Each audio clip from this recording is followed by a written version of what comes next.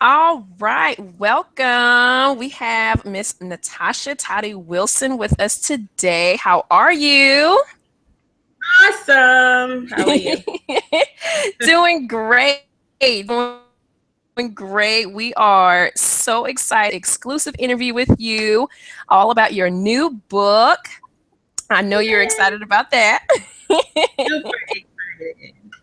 Great. Well, we are going to go ahead and jump in with our questions. So, our very first thing that we want to know is how do you feel to have published your second book?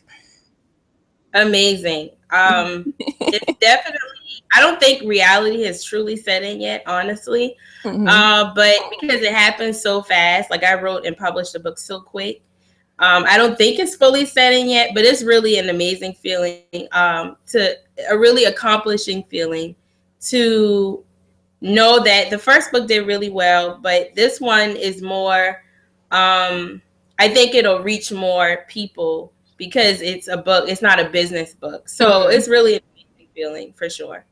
Awesome. Awesome. Okay. What was your inspiration? Can you repeat that? I'm sorry. Sure. What was your inspiration behind writing this book? My trip to Chicago was the number one inspirational point that really motivated me to write the book because, and you know the story, Jaquette. Hmm. I wanted to pursue really television hosting, and I knew that I had to get my foot in the door. So last year in May, I started doing background acting so that I can meet people and get experience being on set. And on my last vision board of 2020, I put on it Empire because that was one of the shows I wanted to actually be on the set of this year. And on January 1st is when I actually got the opportunity to film on the set of Empire. So I raised the money to get there and went to Chicago Films, got to film with Taraji. It's okay. It's okay. You're fine. I promise you're fine. You're fine. And it was just amazing. Go ahead and tend to them. You're fine. You're good. Go ahead. Listen, I understand. I'm a mom. Trust me, I get it. I totally get it. So no worries. But yeah, so went to Chicago, came back home, and I ended up doing a Periscope party. And that really triggered something. Like thousands of people tuned in and were inspired and motivated just by real life, real people, real stories about, how people were going to dare to live their dreams in this new year. And so after the Periscope party, one thing that really came to mind was, people, how we make New Year's resolutions and we Hmm. don't really fall through with them. Guilty. A lot of people were doing that. Yeah, we all are. A lot of people were doing that. And one thing that I noticed, though, from a lot of the people that tuned into the Periscope party was that there were a lot of people that had big dreams, but they didn't have direction. They didn't Hmm. know what their starting point should be. And I feel like I've kind of mastered starting things. I haven't finished everything that I've started, but I've kind of mastered starting things. Hmm. And I know how important it is to start something because for me, it's kind of like a self motivation tactic. Once you start something, you hold yourself accountable for it and you do it and you get excited about it. And that was the one thing I noticed after, going to Chicago and doing the Periscope party. So some weeks went by and I had thought about writing a book, but then I said, you know what? Everything's kind of hot right now. People are kind of feeling me. Maybe I should do this book and people already be interested. So I won't Hmm. have to work as hard. But Hmm. then I kind of second guessed myself and I said, well, I don't know. I might not do this book because if I do it, I have to do it now because it's like urgent. But I need time to promote the book. I started thinking about the logistics. Hmm. And one day I came home and my mom was telling me, she's like, you should really write a book about everything that has been happening because so many people around the world were inspired just by the story in itself. And that's when I really made up my mind, like, you know what, I'm going to write this book, but I can't wait until August to put it out. I have to write this book and I have to put it out ASAP because it's urgent for people to know that you can dream all day, but dreaming is not what's going to make your dreams turn into action, persistence. You have to pray a lot. It's literally blood, sweat, and tears. But are you up to the challenge? And a lot Mm-hmm. of people aren't really up to the challenge. You know, we talk a good game, but we're really not about that life. That's what I say in the book. And so for those of us out here who are willing to take the plunge, who are willing to sacrifice, this is who I wrote the book for. So I literally, I think, for 2 months, and I wrote this book from start to finish in 2 months. I didn't focus on anything. I didn't take any new clients. I literally just devoted 2 entire months to making sure that this book was right and that it was the real, honest truth about my experiences, some of the things I went through, with dealing with fear and why I was fearful, what things I was fearful of as it pertained to my dreams. And really getting real honest with yourself, because that's where it starts. Mm-hmm. Where am I now? Where do I want to go? And how do I get there? And really, in essence, getting started is the key to all of that. And so that's really the basis of the book. It's broken down into 2 sections, but I'm sure we'll get into that later on in the interview. But Chicago was definitely the inspiration for the book. Awesome. Awesome. And I want to know, what does it mean to really dare to live your dream? I know you have overcome a lot in your entrepreneurial journey, but for the entrepreneur that's just getting started, what can you break it down? What daring to live your dream would really mean for them? I sure will. And I'm actually going to read it straight out the book because I break it down in here as well. Daring to the dare. Okay, the word dare means really to simplify it. Dare means to take a plunge and go against the grain per se. Not necessarily doing what your conscious mind would allow you to do, but really stepping out of that boundary and going beyond what your conscious mind would even imagine. That's really what the dare is. But the dare isn't, and this is where people get it confused. The dare is not just saying, "Oh, I'm going to be an actress. Oh, I'm going to write a book. Oh, I'm going to do all of these amazing things." It's not about saying it with your mouth, but it's about the action. The dare is the action. It's the verb.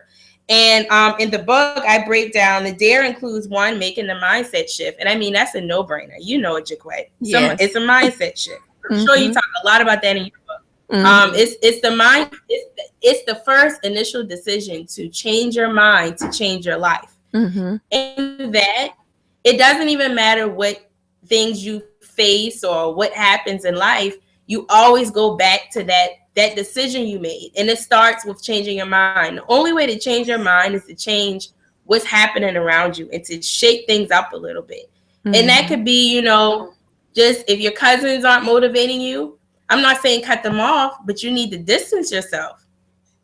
That is just the honest truth. You got to distance yourself, and you really truly have to make up your mind that before I leave this earth, I'm gonna do the things that I dream about doing, and I'm not gonna make any more excuses. So that's the first thing, is making a mindset shift. The second thing, and this is something, and I'm gonna say this, especially us, we don't want to do, is educating ourselves on our dream. Become an expert. Become an expert. Know how your dream looks. Know how it feels. Know how it smells. You're supposed to know everything about your dream. Nobody should be able to tell you anything about it. You're supposed to know everything about it as much as you can. And that's a consistent everyday thing. Be a sponge. Hey, doll. She's all in the interview. Yes. Be a sponge. I'm obsessed with, I listen to motivational speakers literally all day. In the car, I very seldom listen to music because that's what I'm aspiring to be. That's what I'm working towards, being one of the world's next top female motivational speakers. So I have to constantly learn and study the people who are doing it now. I have to learn their body language. I have to learn how they interact with certain crowds. I have to literally read and study and watch and learn constantly. It has to become obsessive to the point where you have no choice. If somebody asks you about it, you'll be able to tell them something. So that's the next best thing, educating yourself about your dream. And then the last thing is taking every action necessary to get to your final goal. And this is where we fail, because we'll start, you can get started, but it's a daily thing. You have to constantly be taking action. And I'm not saying jump out there and just make crazy decisions, but every day you're supposed to be doing something that's going to get you to your end goal. And that's in action. I don't care if it's a phone call. I don't care if it's an email. I don't care if it's writing a page in your journal for your book, whatever it is. Make sure you're taking action. And your action could be baby steps. It doesn't have to be anything large. Take your time. Take your time. It doesn't have to be anything, monstrous. I'm not telling you to go jump off a bridge or go borrow thousands of dollars, but make goals for yourself, realistic goals, and work towards them each day. Because it's like taking a vacation. Let's say you're going to Disney World. Unless you get in the car or get on the plane, you're not going to get to Florida or California or wherever. You have to take steps, and you got to put gas in the car. The plane has to get gassed up, unless you're not going to get there. So you have to make sure you're taking daily action steps to get to your end goal, for sure. I agree wholeheartedly. Yep. Yep. All right. In your book, you talk about creating a global movement to inspire others to dare to live their dream. And I want to know if you can expound on that a little bit more. How would you like to keep this movement going? And what are some other things you've got lined up to keep inspiring others to join in on this movement? By global impact means everything to me. There are some people who are content with just, local, just expounding in the local area. Me, I typically start worldwide, then I'll hone into the local. And here's why. Most of the people in my local area, they already know me. They already know what I can offer. But are they ready to take that step? Probably not. Most of the people who you're going to reach aren't going to be in your immediate circle. They're not going to be in your local area. And that was a hard pill for me to swallow as well. Because typically, even when you start a business, you automatically think, my customers and clients are right up the street, or it's going to be my friend from high school. That's really not how it works, unfortunately. So by global impact,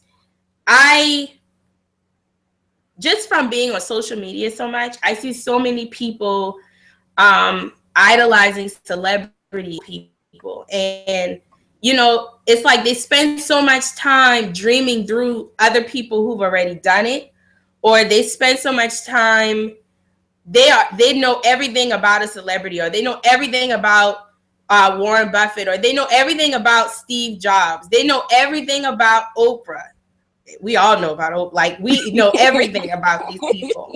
But we're secretly dreaming, and we secretly want to be in that space where these successful people are. But because we're spending so much time idolizing and not really thinking we're qualified to live that life, we're spending all this time, we're not pursuing our dreams, and these years go by and nothing is going on for us. We're just continuously idolizing and worshiping people and saying, oh, they're so successful. Oh, they're driving this car, that car. When in actuality, if you start now, you can one day also do and have those things as well. So by global impact, just from being on social media, I see how many people need this book. They need to see that I am qualified to live my dreams, but I got to get started. And so that's why I know this book can reach global, and I know it's much needed, especially today. Jaquette, it's so much. Success is so materialized. We think if somebody has a Birkin bag or a pair of red bottoms, they made it. They made it. And that's not the case. So I feel like by writing this book and really trying to allow it to reach global, this book meets you right where you are. And I'm not writing this, I'm not living in a mansion, I'm not driving the best car, but I can tell you what I did when I got started and how I've even got to this place. And I feel like if people can just learn that's all the fuel they need. And it's a worldwide thing. It's not just a mom and pop down the street, I know you from high school type of thing. People all over the world need this, especially in this day and age when success is so materialized and so glamorized. People need to know you can do that too. It's not just Beyonce that can do that. It's not just Jay-Z. LeBron isn't the only one that can have a shoe line. You can do it too, but people need to see somebody who has been moving and making moves and being able to really reach them and not be in a place where, I'm up here and you're down here. We're on the same level as far as our dreams if you just get started. So, some of the things that I have planned without giving too much away, I'm going to be doing a lot of in street, like street from city to city, like getting offline and really meeting people face to face and saying, although we may not have had the same struggles and challenges, a struggle is a struggle is a struggle, a challenge is a challenge is a challenge. If you read this book, you'll see all you got to do is get started. If your starting point is making a phone call, if your starting point is opening a book, if your starting point is just getting from behind a computer and getting out and meeting people, wherever your starting point is, do it. Because that's going to make all the world of difference a year from now. So, getting in the streets, meeting people face to face. Oh, I don't want to tell this one. It's kind of giving away too much. It's Um, okay. I'm really going to be doing a lot of speaking in the schools because I feel like if I had a book like this in high school, I probably wouldn't have went straight to college because that's not where I was mentally. And I feel like a lot of high school students are battling. It's either military or college. And college is wonderful.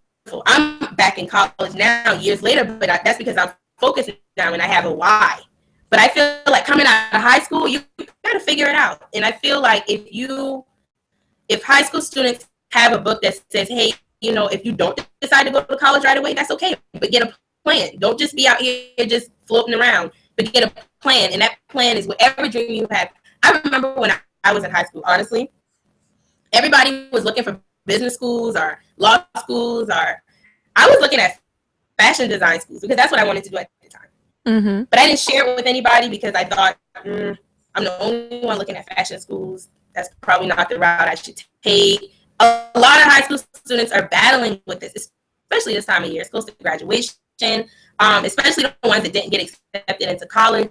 So I plan on doing a lot of speaking at schools and really letting these students know that time is not to be waste. If college or military isn't where you want to be, there's always a third or fourth or fifth option. But you have to make that third or fourth or fifth option. So definitely speaking in schools, definitely getting into churches, a lot. Because I feel like a lot of what's being taught in the churches is also making young people go either one or two ways. And I don't think that's fair. I wasted a lot of time being told you got to go to be a nurse because nurses make $80,000 to $100,000 a year. Oh, you got to do this because your cousin did that and she's so successful. This is what our young people are going through. And if churches don't wake up, they're going to lose them. And I feel like they'll better relate to me because I'm young. I'm not as young as them. But I've been there and I know what mind space and headspace they're in. And something else I shared in the book, one of my cousins came to me late one night to get my first book. And he was expressing, he wanted to start, he wanted to one day open a car dealership.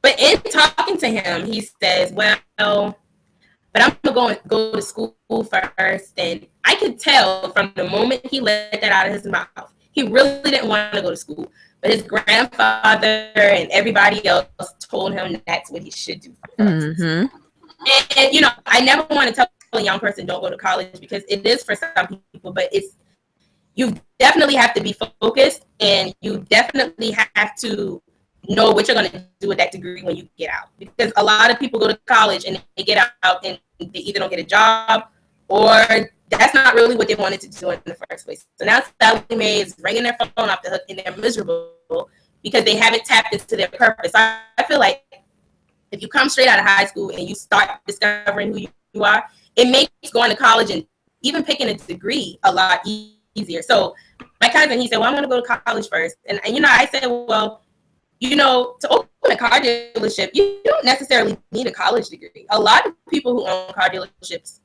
barely have a high school diploma. I said, what you need to do is put on your best outfit, really look professional, and go to some of these top dealerships in the city and just ask them to intern, maybe 1 day a week. That's not only going to build your network, but it's going to build your experience. And you can do that without a college degree. So even if you decide to go to college, make sure you do internships. I can't stress that enough. I've done 1,000,001 internships, and they definitely have played a major role in my career and me getting experience, knowledge, and network.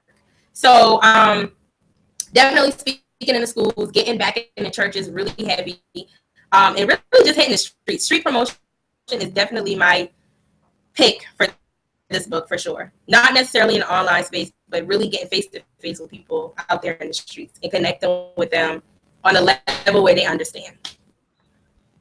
That's awesome. That's really awesome.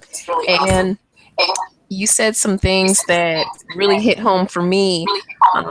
For years, I looked around at other people and said a lot of the things that you said about other people, like, man, gosh, why can't I do this? Or why can't I do that? They seem like they got it going on over there. And like, I got this going on and that going on. And, how do you help people who think that now just isn't the best time because of their circumstances? How do you help dispel that myth that there's this elite group, they're not in it, and it's never going to be their time? I always say go back to that person's beginning, because everybody has one.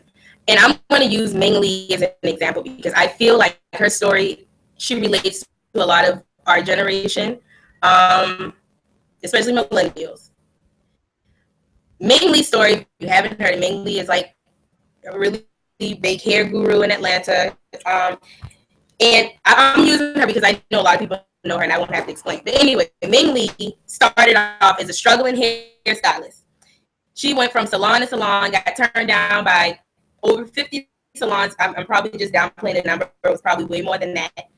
And she didn't stop. She struggled. She struggled and she struggled, just like some of us struggle. Financially, straight across the board, she struggled. And I'll never forget how she said, she started her company with $500, I think, and some business cards. And then the business cards didn't even have her phone number on it. But she made the decision to take a plunge. And I think she said every day after she got off of work, she would not go back home until she passed out all of those business cards. So, and now she owns, I'm sure her company is well worth millions now. Well over millions. And this wasn't too long ago. And she literally blew up in maybe a year or two. But the point is she started with nothing. She struggled. She moved, I believe she's from Detroit. She moved to a whole new city, Atlanta. And she literally started with what she had. And I always tell people, everything you need to get started, you already got. It's in your heart and it's in your mind. That's all you need. That's all I had. When I dropped out of college, I didn't even really know what I wanted to do. I started off pursuing fashion styling. All I had, I was literally on my mom's little town duplex apartment couch. All I had was some Wi-Fi that we were stealing from the neighbor. And my brain and my passion to do something more than what I was doing. I knew college wasn't it for me at that time. And I knew something, I always knew deep down, even if I didn't express it to people, I always knew I'm supposed to be doing something better than this. So I started with stolen Wi-Fi and a passion to do something. That's all. And I literally went from that to living in New York City. And when I lived in New York City, I slept on my aunt's couch. So I kind of don't, people have excuses, but it starts back with the mind. You've got to make up your mind. You've got to make up your mind. And that's really, as simple as that is, it's the most difficult and challenging thing for people to do. Mm-hmm. So I always tell people when they feel like somebody else has got it better than them, or, oh, this person is doing the same thing I want to do, but why can't I do it like that? Why can't I get the followers like she got? Why can't I sell out products like she does? I always say go back to their beginning. You're just at your beginning now, and everything is seasonal. So just because she's booming in this season don't mean in a couple of months you ain't gonna be booming, honey. But you got to go back to people starting. Everybody started somewhere, and they started with what they had. And a lot of times we have a lot more starting out than those people had when they started. So I always tell people when they feel like they can't, they're not being successful at something that somebody else appears to be successful at. I always say go back to their story. Go back to their story, because their story will motivate you to keep moving forward. For sure. That's awesome. And I think that was the turning point for me as well. Realizing that everybody starts from zero. Everybody is not going to start out with 1 million followers. Everybody's not going to start out making, 6 figures in 1 month. Everybody has that journey, that process, and you got to respect it. So I love it. Yeah. I love it. And that's what makes your journey special and unique. Mm-hmm. Nobody has a journey like Mainly. Nobody has a journey like Oprah. Nobody has every person's journey is unique, and that's why you have to go through the journey, because if you don't, then it's not custom for you, and people won't fall in love with you or whatever you're selling them if you don't go. You can't expect people to follow you if you have nothing for them to follow. People follow what they relate to. People follow stories. People follow, let's say somebody dealing with domestic violence. They're not following you if you've never been beaten. For what? You can't relate to their pain. When you can't relate to where somebody's been, you're not going to have a following. And it takes time to build that. It takes time to build that. It's nothing. I don't believe in overnight success. I just don't. Everything and everything authentic takes time. It takes time. I'm sure Mainly and Oprah took them years and years and years. I'm going on 8 years and pursuing anything, and I'm still not where people think I should be as far as follower count. I don't care. And like I talk about in the book, I'd rather have 10 loyal people following me and rooting me on than have 1 million followers who are only giving a damn about me when I'm trending. Exactly. You really got to wait it to and really decide that I'm not even going to look at how many followers I got, because as long as I'm making an impact, as long as I'm sharing my journey and inspiring people as I go along, that's really where the most power comes from. Power doesn't come from having 1 million followers. It just doesn't. I've seen it. It does not matter. It doesn't matter. I'm glad you brought that up. I remember when I very first started out, I didn't know anything really about social media in terms of business. And I found out that you could buy likes and buy followers, and I never heard that concept before. And it just crashed my world, because I'm like, oh my gosh, like, what's the point? What's the point? I mean, yeah.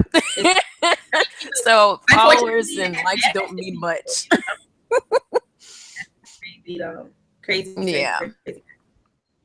So, I agree. Authenticity is definitely the best route, and I'm totally going that route right along with you. Yeah. Okay, my next question. You're an author, entrepreneur, speaker, mother. How in the world do you balance all of that? I'm crazy right now. Trust me, I'm losing my mind. Balance. Oh man, I'm glad you asked that question. A lot of people don't ask me that. Balance is something I honestly, Jaquette, I pray for it every day. If I don't pray for nothing else, I pray for balance, because one thing I don't want is to be balanced so well in one area and failing in another. You're not phenomenal that way. Mm-hmm. So it's hard, especially being a mom, and you get it. Trust, I know you so well. Yes. But it's hard, and I took last semester out of school because I felt like I was losing my mind, honestly. So I'm an entrepreneur, an author. I'm running my business, and I am in corporate America. A lot of people don't know that. And I'm a student, and I'm a mom. Some days I literally feel like just jumping off the bridge. But then something always happens, and I believe it's my prayers being answered. Because I ask God every morning, God, please just show me how to keep everything balanced. Continue to show me how to not just be a parent, but to be one that my son knows that I really care for him, and I'm not just working all the time. Mm-hmm. He's still, he's 2, so he really doesn't get it. But I feel like at that age, that's really where it starts, when they feel either neglected or they feel loved. Mm-hmm. And with me being so busy and juggling so many things, one thing that I do that definitely helps me to stay balanced, and I shared this on my Snapchat yesterday. Every week, I take out a piece of paper and I write down, because my schedule fluctuates, and so I write down every week. I have Tyler time, and that's typically in the evening.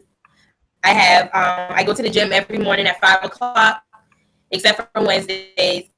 I go to work from 8 to 5. When I get home, it's about 6. So from 6 to 8 is Tyler time. I play with him, feed him dinner, get him ready for bed. So about 9 o'clock, he's already asleep. And then from 9 to 10, I either catch up on work emails or I do my other stuff. And even with a schedule, it's still really hard, but it helps me to keep my priorities in the front of me. Because I remember, it wasn't even that long ago, I would literally just consume everything I had, all of my energy, all of my time into my work. And my child was acting out. I could tell he would kind of come in front of me, pull the chair, like, okay, mama, get off the computer. Mm-hmm. But in my mind, it's like, mama got to work. Mama got to keep running, because this is how I'm paying for this expensive daycare. This is like, we're so focused on surviving and making sure that they're taken care of. And so we just feel like we could turn the TV on and they'll be all right for another hour. And I really had to get a hold of that, because I felt unbalanced. And I honestly felt like, how could you be motivating and inspiring people, but you're off balance? Mm-hmm. So I had to really find a way to make sure that he's taken care of, and that he's getting my attention equally or even more as I'm putting into doing interviews and doing stuff like this. And now I feel, even though sometimes I still feel guilty, I feel like it's always going to be that guilty space, because some days you are going to neglect them a little bit. Some days you're not going to spend as much time with them as you probably should. But that's just really the reality of being a working mom and being a goal-driven woman. And I'm sure you get that. Yes. So, there really is no magic potion to balance. It's honestly prayer and figuring out where you're spending your time now and prioritizing the things that really matter. So, and for me, that's physically writing it down every week. And it changes, it changes all the time. I don't care how much you write it, but at least you have a guide to say, okay, I need to do this schoolwork on Tuesday night. I need to make sure I spend this amount of time with Tyler on Saturdays before I do anything else. And it just really helps to kind of even things out and kind of push you back on track when you fall off a little bit. So yeah. I'm glad to know I'm not the only mom that's still, working things out every week. Yeah. It's tough. And it takes a strong person to keep the ball moving. Mm-hmm. I'll tell you honestly, there are some times where I just break, like if he gets out of control, I'm like about to lose my mind. And, you just step off, you cry, you get it out, because it's frustrating sometimes too, because you have so much to balance. And so, I feel like sometimes when I really get to my end of my frustration with balancing so much, I shed tears and that really helps me because it helps me to release my frustration. And I know I'm not the only one. I don't care how high up the ladder I climb. There's always going to be some frustration at some point when you're balancing so many things. Mm-hmm. So find what works for you. If it's crying, if it's taking a car ride, whatever it is, do it, clear your mind, and you can come back and be a great mom. You can come back and handle your business. So, crying works for me, and writing down, my priorities definitely helps me to stay balanced. Awesome. Awesome. You've been featured on Vibe Vixen, Sheen Magazine, and others. What is your secret to why you've achieved so much? And you're not even 30 yet. I am one persistent chick, and I'll have to say this: I'm very resourceful. I've never had a publicist. I've never had a publicist, but I used to intern for several fashion PR companies. When I started my first business in New York, it was actually started as a public relations company. So I had like the experience. I know how to now, if I need to write a press release, I know how to do that. Nobody taught me that. I Googled it. I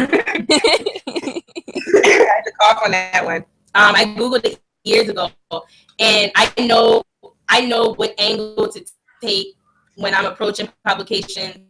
But in the case of Sheen, they actually reached out to me. They were doing a segment on beauty, like from within, like women who had either had like physical trauma or something that happened to them, and how they built their self-esteem. And in my case, I was burnt here when I was like 4, and for several years, it really lowered my self-esteem. But when I really tapped into how unique it was to be different, Mm-hmm.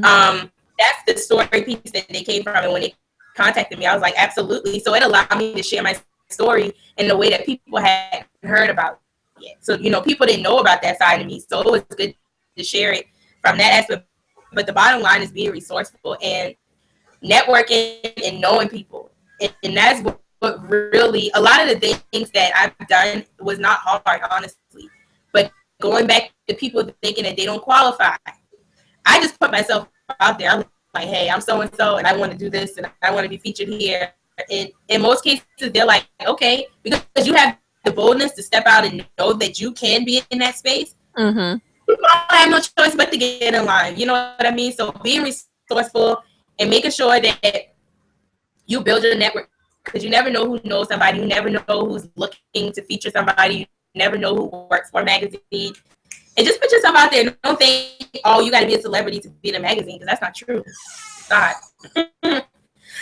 You're a celebrity in your own way, and you have to own that. And people see authority when you come. People see when you're not sure. They know when you're not sure, so they're not going to feature people that aren't sure. So if you put yourself out there and say, hey, I'm so-and-so, and I believe my story needs to be heard, they're more willing to feature you. So I guess that's the secret. Being resourceful and expanding your network. That is definitely something I have been working on for years is confidence. Yeah. Without going too much into my background, just my teaching experience, I will say, primarily when I was in Georgia the past 4 years, definitely taught me how to have a backbone. Um, and to get that inner confidence that I need. So I'm definitely not where I used to be, but I am still working on some things. So I'm glad you brought that up. And that's why I love people like you, because I can see that confidence just, glistening from you. And I'm like, oh my gosh, I'm going to get that confidence too. It's definitely something that I used to be the shyest person, and I do talk about this in the book too. I used to be so shy until I would avoid going places because I didn't want to speak to people. And I mean, it's obviously, I had insecurities, and I wasn't quite sure what I wanted. That space you're in when you're not sure. Mm-hmm. And everybody's there. I'm not sure sometimes now, but I guess because I run my mouth so much now, people, when I say, oh, I'm a little shy, I don't think I want to go there, they're like, yeah, right. And they don't take me serious. And in a way that provokes me to say, okay, now step out of whatever it is you're going through and get out there, because people they're looking for you to own the room. And there's a book called Own the Room, and that's one of my favorite books. And if you haven't read it, you should totally read it, because it really helped me with my confidence, especially in front of people, because I used to be so shy. Like, oh, it used to drive me crazy, because you have so much to say, but you don't really know the approach yet. And so it definitely is something I still work on. This right here took many years, and it really comes with experience. It comes with going through things and not being afraid to just speak out. And it's easier said than done, but it definitely is something that you work on over time. It's nothing that comes overnight, for sure. But sometimes I wish I could shut up, but I just I'm always running my mouth now. But I'm sure if you put me in a room with 50,000 people and I have to talk to them, I'm probably gonna buckle up a little bit, because it's different. That's a different thing. So it's the same with, when you're just now starting to put yourself out there. It's the same. It's just different levels to it. Mm-hmm. Well, Yeah. keep doing it. Keep doing it. Where do you see yourself professionally in the next 5 years?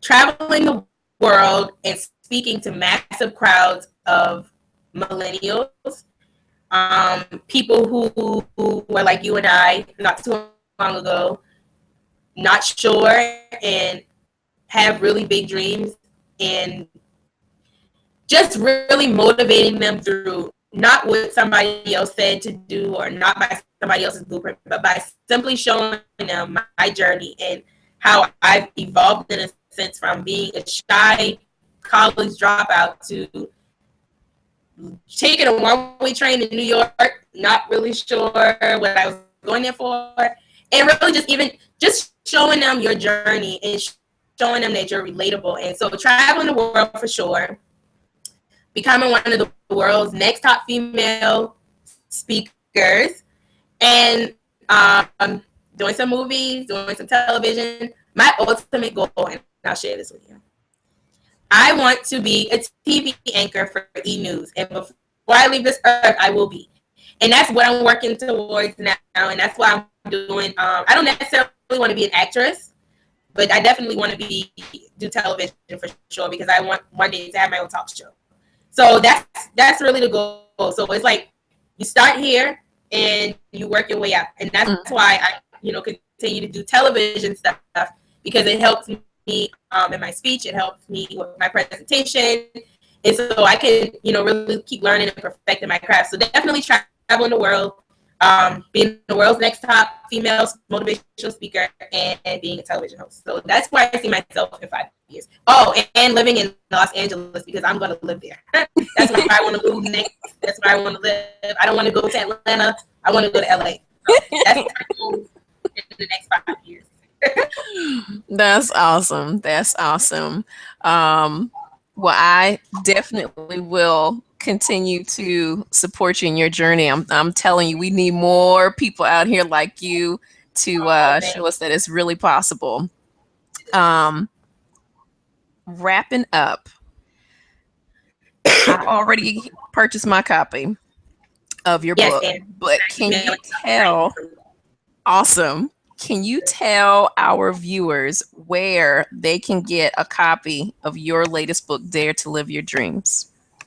On my brand new website, thetottibrand.com. It's in my store under What's New, so you won't miss it. And that's the only place I'm selling it, exclusively on my website at this time, because with Amazon,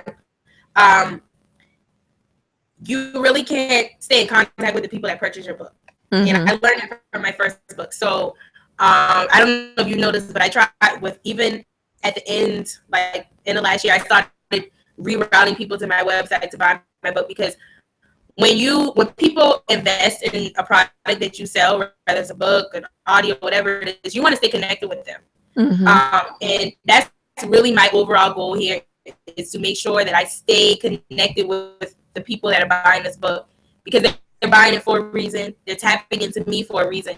And I want to build a relationship with them. So that's why I'm exclusively carrying it just on my website. At some point, it's going to be on Amazon, but for right now, exclusively on my website, so I can build a relationship with the people that are taking the first step in buying the book. Awesome. Awesome. Our last question: how can we keep in touch with you beyond this interview? Again, my website, you can join my email list at thetottiebrands.com. I'm on every social media network possible. I'm on Twitter, Instagram, Periscope, and Snapchat at official Tottie.